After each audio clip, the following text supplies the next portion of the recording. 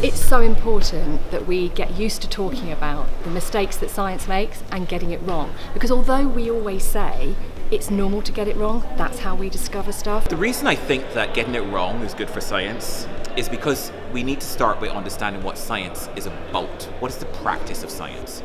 And science is essentially about incrementally, systematically reducing uncertainty.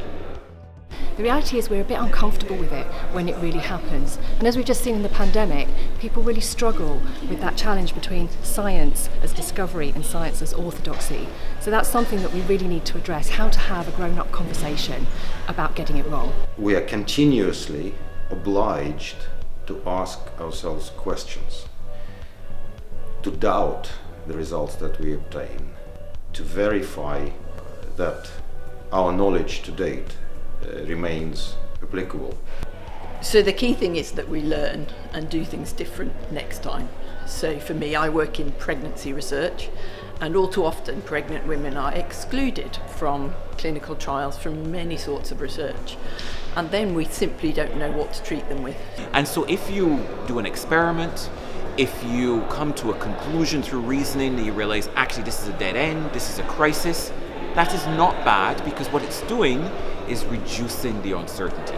So vaccines, COVID vaccines are a case in point. So the key thing is that we get it right next time and make sure women are offered inclusion in clinical trials. It's always great to hear opposing views and different backgrounds, researchers or journalists. That's what I really liked. I liked the variety of the panel, and I think it just works out really well and got a lot to think about. I thought that the event about why getting it wrong is good for science was really interesting and important, because failure is such a dirty word in academia, and I don't think that it has to be. And I think that this talk really, or this discussion even, really helped crystallise that in my mind. Getting it wrong is good for science because that's kind of the whole point of an experiment. You don't know what the answer will be, so just by chance you should be getting it wrong quite a lot of the time to actually then work out what the right answer is. And if that's not happening, then there's probably like data or results that we're not then seeing in the end process.